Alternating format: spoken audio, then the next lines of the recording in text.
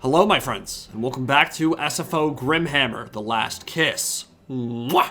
It's an update dedicated solely to necromancy and a bleak, stale, and sterile world, a world of undeath, forged in the image of Nagash. But even amongst the dead, there's some politicking and internal schisms, and nowhere is that more readily apparent than in the wars between Arkahn the Black and one Heinrich Kemmler, who have very different outlooks on how to best serve Bone Daddy Nagash. In the end times, it was Arkahn who won their titanic magical duel, but this is Total War, and we write our own stories here, so as legions of Nagash march, and spirit hosts stir from their eternal slumber, we travel to the sands of Nahakara, where the Lichmaster is spoiling for a fight. Apologies for the somewhat slow uploads, my entire household came down with the dreaded Covizi for cheesy, so I've been a bit sick, but the way things have been going, it seemed an inevitability. Kind of glad to get it over with, finish up my quarantine, and get ready for the Warhammer 3 storm coming your way. January is shaping up to be pretty crazy. In the meantime, it's been a while since we covered any SFO Grimhammer, and the Followers of Nagash are even more of a hybrid between Tomb Kings and Vampire accounts, which is perhaps best demonstrated by Arkahn himself. Lore of Vampires and Lore of Deathcaster, Purple Sun, Spirit Leech, Nahek, and Zombie Summons, alongside his standard kit with Liber Mortis and Tomb Blade. In the center, march the Sepulchrex, terror-causing Ushabti Guard, the Great Betrayer's Inner Sanctum, with melee regen and a huge leadership debuff for enemy units. Crypt Horrors are, of course, another unit added to Arkahn's collection that he does not have access to in the base game, and the Wights of Stonewrath Tarn are Graveguard with the Banish Contact effect and a slightly better stat line. Nagashi's Guard form the black armored might of these legions, losing their bonus versus infantry, gaining AP, and becoming even more potent as the battle drags on, and best believe this battle will drag on. Undead versus undead, especially in SFO, there's going to be a whole lot of bodies on the battlefield, especially once the summons start coming out to play. The Vanguard marches a mighty Hyro Titan, mobile suit Gundam that Vampire counts tend to have a lot of trouble with, and on the other side of the desert, march the armies of the Barrow Downs, led by Tom Bombadil, the Lichmaster.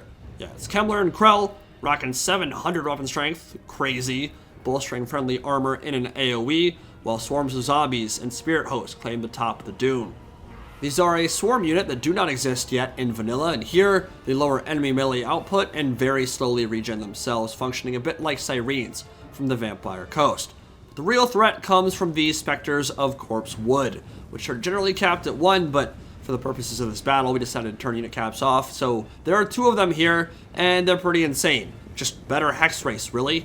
Perfect Vigor, Stalk, and all the buffs from the Black Coach, which means Size, Unholy Vigor, Black Nimbus, Strider, they're a big issue. Yeah, when they get up to that Black Nimbus buff, 50% ward save, and they have regen, so killing them might be difficult. Thankfully, Followers of Nagash have plenty of magical damage output from that Hyro Titan, Spirit Leech, from Arkahn the Black and his Magical Chariot, and of course the Banish Contact effect isn't going to hurt here either. Dauntless Fury is the 3-stage buff that Nagashi's Guard have access to. The longer they stay in melee, the better their melee attack output, the better their weapon damage. Yeah, they're going to be pretty strong in a long dragon-out fight with Graveguard, but against zombies, some of that armor piercing is going to be a little bit wasted, so we'll see if that ends up being an issue or not. Now, the Hyro Titan is striding to war alongside Arkahn the Black in the Vanguard, and the Hyro Titan is one of those single-entity monsters that the Vampire accounts just have historically had a tremendous amount of issue dealing with. Especially in SFO, this thing has a gigantic HP pool. Taking it down isn't easy for really any faction unless you have a lot of armor-piercing range tools, and the Vampire accounts certainly do not. So, I'ma fire my laser!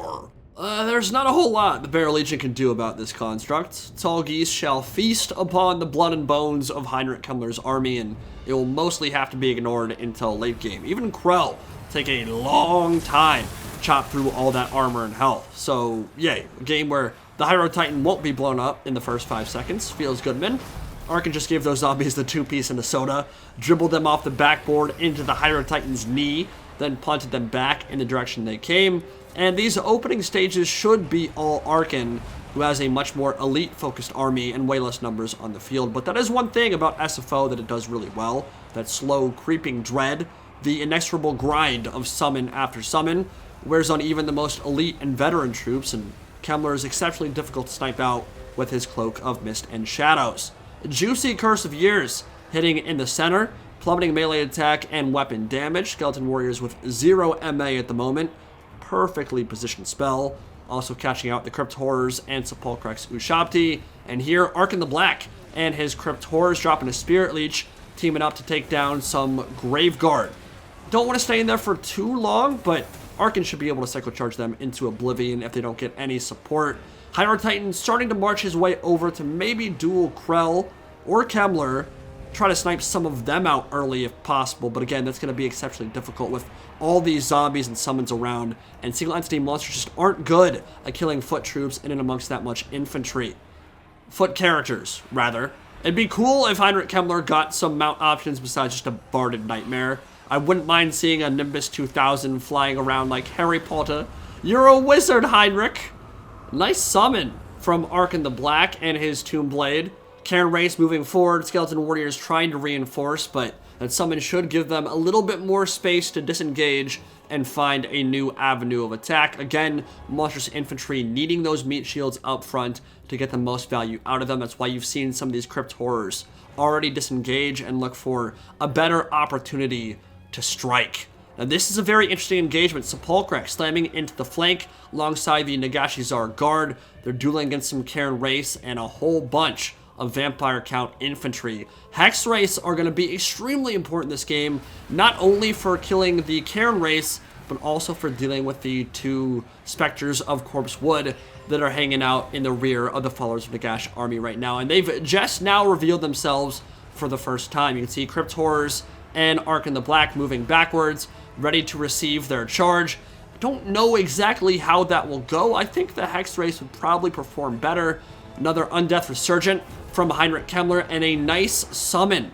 Another one from Arkahn the Black, again, to block some of these incoming charges. Hex Race are waiting on the wings. They will not beat the Spectres of Corpse Wood in a 1v1 scenario, but with some good summons and some good flank charges with the magical attacks on those Hex Race, they might be able to cut their way through. Liber Mortis, 50% physical resistance for those Nagashizar Guard and Wights of Stonewrath Tarn, but they're being overwhelmed by the Spirit Hosts and all these summons. Arkhan's trying to turn that fight a little bit in their favor. Remember that he has magical attacks on his chariot, so any attacks into ethereal units will deal full damage and will bypass that physical resistance. Gorgeous surround on these overextended Cairn Race. They rushed forward to protect the Spectres of Corpse Wood, but now find themselves completely isolated with no help incoming. Skeleton summon from Tomb Blade. Zone out the Barrow Legion cavalry, and now the magical size of the Hex Race will burst through that small health pool of Kemmler's Ghost. Charge in the rear, spit roasted at both ends, they will crumble and join the ranks of the Sleeping Dead once more. Realm of Souls Part 2 has popped.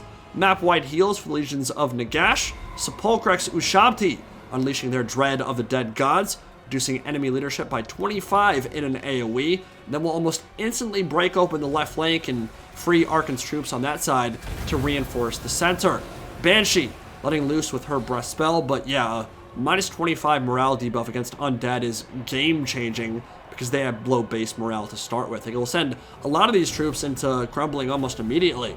It's like they're designed to kill Tomb King's infantry, or in this case, vampire infantry. Invocation of Nehek, keeping those Hex Race topped off. Spectres of Corpse Wood in the rear have been pretty passive so far. Bit hesitant to commit, but as good as they are, if they charge the wrong unit at the wrong time, get pinned by a zombie summon, then flank charged by 100 move speed Hex Race, that will be a ton of funds gone almost instantly. So can't begrudge that hesitation too much, but they will need to charge in here soon before the Barrow Legion lose too many bodies. Still, a lot of troops in the rear ready to receive their charge, and they will have to cut through all those before they can make any impact against the Nagashizar Guard and Wights of Stonewrath Tarn, who are holding back numberless hordes of undead. Drawing that line in the sand, holding admirably for now. Hydro Titan, I mean, it's unscathed at this point. It hasn't even been tickled yet. I think Krell should think about moving over to start trying to chunk him down a little bit, but he's taking damage, and the Hydro Titan might honestly win in a 1v1 scenario between those two. So either way, we see the Spectres of Corpse Wood finally being committed. Massive charge into the zombies, but Hex Race are right there, and the magical attacks from both units will make that a torrid affair for both sides. The Sternsman, Graveguard, dealing with the Whites of Stonewrath Tarn at the moment. I think Sternsmen are a better overall unit, so they should win, except for the fact that, you know, Crypt Horrors and plenty of other stuff are nearby too. The Black Axe of Krell about to bite deep on this Crypt Horror, bringing it low. And the Monstrous Infantry definitely doesn't want to be dealing with 700 weapon strength. That's scary. Even in SFO, that's a huge value. Not too many heroes or lords have a value nearly that high. Now you see why the Barrow Legion was maybe a little bit hesitant to go in, because Arkahn has Spirit Leech, he has Summons, and he still has Hexed Race. So as soon as they commit to anything, Arkahn has the speed to maneuver his chariot close, drop some units behind the cavalry, pin them in place, get the magical attacks coming in from the front. Invocation of the Heck is keeping them alive for now, but they took a lot of damage in that initial engagement, and they're trying desperately to free themselves from all these bodies and just get some healing sent their way. Arkahn is relatively low though. He's almost at half health at this point. The right flank of the Barrow Legion has completely broken open. Followers of Nagash were able to push through with the Sepulchrex and the Nagashizar Guard with their armor-piercing axes. But in the center, where Curse of Years continues to pop, this has been a big debuff that has made it difficult for the Followers of Nagash to make headway. In fact, some of their units are crumbling out now. A lot of leadership penalties here. In fact, Kemmler also has a DOT, an Aura of Corruption. It's kind of like a Mortis engine himself. So a lot of ways for him to impact this battlefield. Hex Race trying desperately to finish off those Spectres of Corpse Wood. We know how much value Invocation of the Heck gets on ethereal units. You cannot allow these cavalry to survive, because one or two IONs sent their way, they're going to be back to full HP and get all their models back too. But instead, Hex Race not able to close the gap. They're not fast enough to catch the Spectres of Corpse Wood. They'll go after the Karen Race, finish off that unit. Banshee's stuck over there, but she flees. She has enough speed to run away. And honestly, I don't think Hex Race want to get a full surround off on her, because they'll just expose themselves to more charges from these Spectres of Corpse Wood. But yeah, I mean, they got really low. You can see them in the background, but they're heading back towards Kemmler for some of those juicy heals. Not a good fight, actually, for the Whites of Stonewrath Tarn. They do have the Banished Contact effect, but they don't have magical attacks themselves, and the Spirit Hosts are supported by Kemmler and debuffing their melee attacks. So the Graveguard are doing kind of poorly out there. Big magic missile coming in, and by big, I mean it killed one single model. I mean, I don't know what to say. It's just not a very good spell. The bounce spell, Spirit Leech, is a nice one, but Shem's Burning Gaze is a bit meh on SFO, I feel like, and maybe if it was able to hit Kemmler while his Cloak of Mist and Shadows is active or something, you'd get some decent value out of it, but hitting the Cav, not a whole lot there, because you can't target specifically where on the unit you want it to hit. If it hit in the center of their formation, could kill 5 or 6 models. That time, only killed 1, and that's going to get healed up by Invocation of the Heck anyway. So, bit useless cast there. Unfortunate. Not like you can cast it on Krell or Kemmler, though. They're hidden amongst a bunch of zombies, so magic missile play just isn't going to be very useful this game. Both Spectres are still alive. 2400 HP on one unit, and about half HP left on the other. Arkahn's in a precarious position, but actually I'd say these Spectres might be in a worse one. Yeah, flank charge coming in. Spectres did not get a good charge off. Hex Race supported by zombies now, and Arkahn the Black coming in with his magical chariot from behind. And you might say goodnight to the Hex Race of Corpse Wood here. I think the Barrow Legion Ghost Cav is about to disappear, at least this unit. Yeah, they're crumbling out now. Great engagement from the Followers of Nagash, and that's a big loss for the Barrow Legion. Interesting chess match developing here. You've seen a lot of these Cav as they dive in just get countered by the summons and by the spectral play, and making sure you match up magical attacks versus physical resistance has been a key component of this battle so far. That's how we've seen the Karen Race and that first unit of Spectres of Corpse Wood disappear. Now the Sepulchrex have pushed through the remaining Barrow Legion Graveguard. The Ushabti summon from Arkahn the Black, finished off by the Banshee in the rear, and here comes a Purple Sun of Xarius.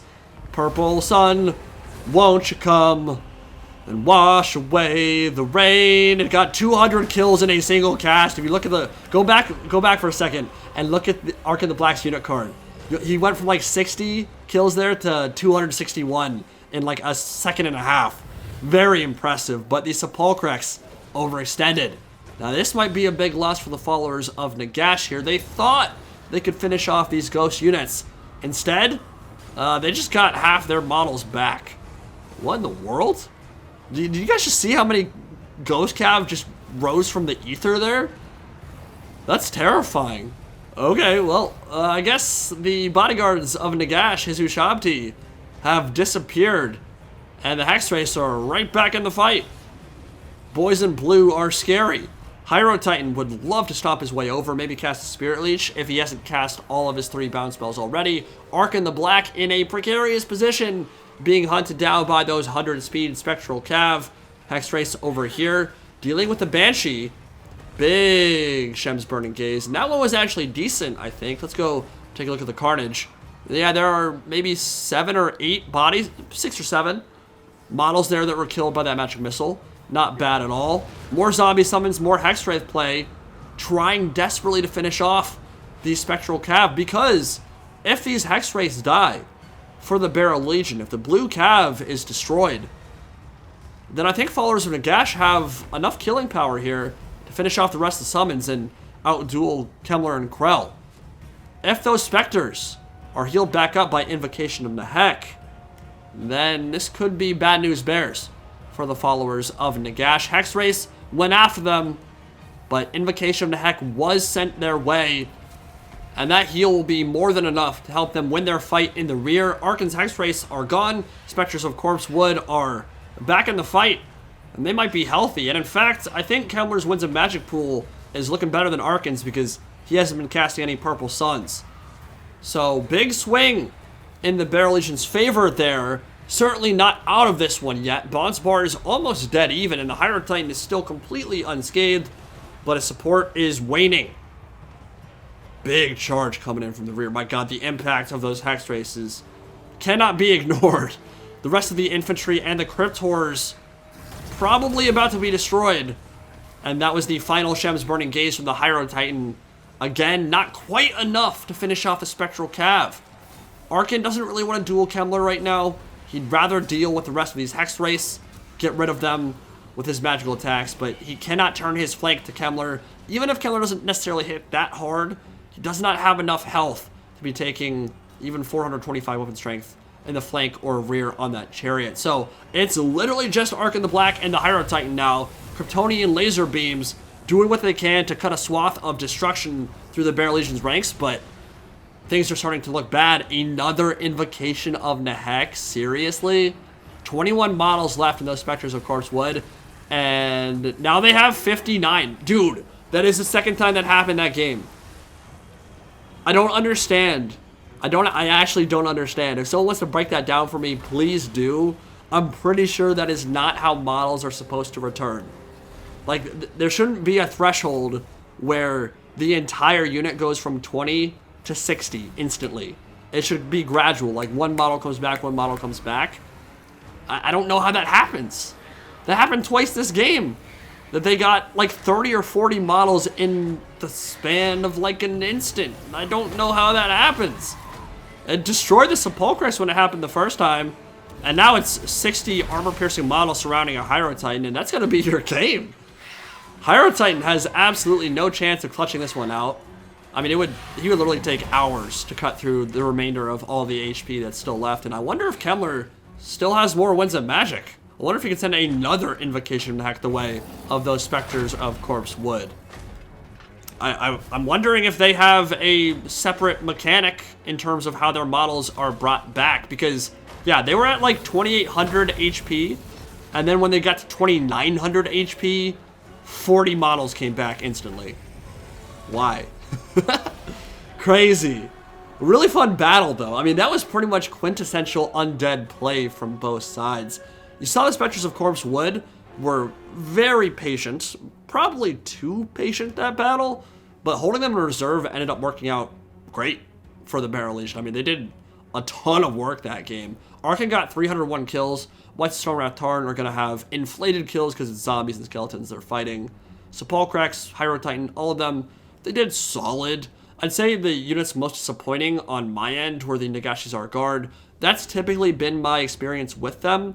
The 2 units in purple, the Grave Guard 72 and 100. They were about like 400 and 500 damage value.